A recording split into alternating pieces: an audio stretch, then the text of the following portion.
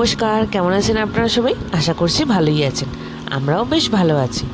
তো এখন মেয়ের স্কুল তো আধা ঘন্টা এগিয়ে গেছে, মানে আমার সকালে সমস্ত কাজকর্ম আধ ঘন্টা আগে এগিয়ে গেছে।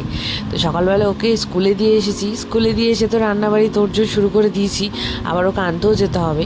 তো রান্না মোটামুটি চাপিয়ে দিয়ে মাছ রান্না যখন চলছে তখন আমি রেডি করে নিয়েছিলাম বরের ব্রেকফাস্টে আজকে একটু তরমুজ দিয়েছি। তরমুজটা বেশ ছোটো ছোটো তরমুজগুলো বাজারে উঠেছে, বেশ মিষ্টি। আর ওই রং ঠঙের কোনো ব্যাপার নেই, আমি এটার মধ্যে টিস্যু পেপার দিয়ে দেখেছি, জানেন এটার মধ্যে রং ছিল না, কিন্তু শুনছি এখন যে বাজারে নাকি তরমুজের রং দিয়ে বিক্রি করছে। যাকে ছোটো ছোটো তরমুজগুলো বেশ মিষ্টিও ছিল, খেতেও ভালো। তো ওই তরমুজ কিনে এনেছিলাম, তরমুজ, টক দই, চিয়া সিডস আর কিছু ড্রাই ফ্রুটস, এগুলো কুচি করে নিই। কুচি করে ওগুলোই আর একটু নুন দিয়ে দিই, এগুলোই আমি ব্রেকফাস্টে ওকেই সাধারণত দিই। ও ব্রেকফাস্ট খেয়ে তো ফ্রেশ হতে চলে গেল, আর এদিকে আমি ও টিফিনটা গুছিয়ে দিয়েছিলাম। টিফিন গুছিয়ে রান্নাও কমপ্লিট, রান্নাঘরটাও পরিষ্কার করে নিয়েছিলাম। কিন্তু আর সময় হয়নি, এবার আমার মেয়েকে আনতে যাবার সময় হয়ে গেছে। তো তাড়াতাড়ি করে রেডি হয়ে নিলাম। রেডি হয়ে আমি চললাম এবার মেয়েকে আনতে। মেয়েকে স্কুল থেকে আনতে যাবো, আর ওর একটু মিসেদের সাথে কথা বলার আছে, তাই আমি মোটামুটি 15 মিনিট আগেই বেরিয়েছিলাম। আর বর যেহেতু সেই সময়ই অফিস যায়, তো ও কী করেছে, আমাকে একটু নামিয়ে দিয়ে তারপরেই অফিস গেছে। মেয়ের স্কুলের কাজ তো কমপ্লিট, মিস্ত্রিদের সাথে দেখা করা হয়ে গেছে। আর এত তাড়নার মধ্যে আজকে আমি ঘরে চা খেতে পাইনি। তো কী করবো, আমি নিজের জন্য নিয়ে নিয়েছিলাম 1 কাপ চা, আর ওকে কিনে দিয়েছিলাম একটা ডিম সিদ্ধ।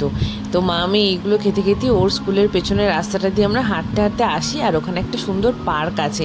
তো মাঝে মাঝে ও একটু খেলে আর আমি একটু বসে সময় কাটি, বা ওর স্কুলের বন্ধুদের মারা থাকলে ওদের সাথে একটু গল্প করি। তো চললাম হাঁটতে হাঁটতে টোটোর দিকে। তো হাঁটতে হাঁটতে যেতে যেতে ও গাছের থেকেই ফুলটা পেড়ে দিয়েছে আমাকে, বললো নাও মা এটা তোমার জন্য। এবার আমি কি করবো এই ফুল নিয়ে, কি করব, ফেলে দেওয়া যাবে না। তো আমি নিয়ে এটা মাথার মধ্যে লাগিয়ে নিলাম। ব্যাস এবার টোটোয় উঠে বাড়ি ফেরার পালা। কি রোদ ছিল সেদিন। তো বাড়িতে তো ফিরলাম সাথে কিছু কেনাকাটি করে। কিনেছিলাম হচ্ছে ঠাকুরের পুজোর ফুল আর একটা নিজের জন্য প্লাজো। তো বাড়িতে এসে দেখেন এই হচ্ছে আমার ঘরের অবস্থা। তো ফ্রেশ জামাকাপড় ছেড়ে নিয়েছি, জামাকাপড় ছেড়ে এবার তাড়াতাড়ি করে ঘরটা পরিষ্কার করেছি। ঘরটা পরিষ্কার করে মেয়েকে খেতে দিয়ে দিয়েছিলাম। তো ও খেয়ে দিয়ে রেস্ট নিচ্ছে, আর আমি ওইদিকে স্নান টান করে বাইরের কাজকর্মগুলো কমপ্লিট করলাম। তা ঘরে এসে দেখি ও খেলতে খেলতে ঘুমিয়ে পড়েছে, আর ওই দেখুন ওর ডলিকেও ঘুম পাড়িয়ে দিয়েছে। তো ওরা ঘুমোচ্ছে, আর আমি নিশ্চিন্তে মনের আনন্দে পুজোটা দিয়ে নিলাম। আজকে বেলফুলে মালা পেয়েছি। তো যাকে পুজো কমপ্লিট করে আমিও একটু রেস্ট নিয়ে নিলাম। রেস্ট নিয়ে বিকেলবেলা বসলাম 1 কাপ চা নিয়ে। আর এটা দেখছেন, এটাই হচ্ছে আমার বিস্কুটের কৌটো। এটা ছাড়া আমার চা খাওয়া কমপ্লিট হয় না। আমি যখনই চা খাই এই কৌটোটা আমি সাথে নিয়ে বসি।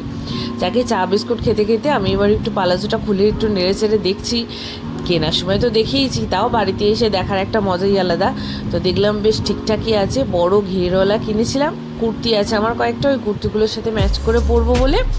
তো তারপরে মেয়েকে পরালাম। আর এই যে আমি যখন ভিডিও করি তখন আমার মেয়ে এরকম পেছনে এসে দাঁড়িয়ে পড়ে আর হাত নাড়তে থাকে।